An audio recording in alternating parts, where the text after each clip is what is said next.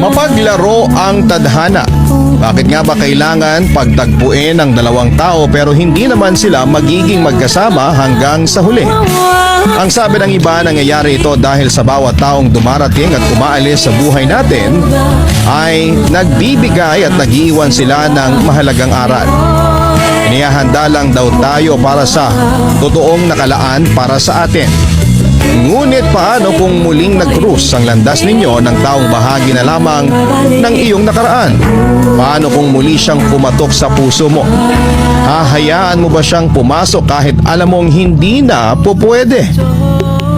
O ba itatong sakit mo?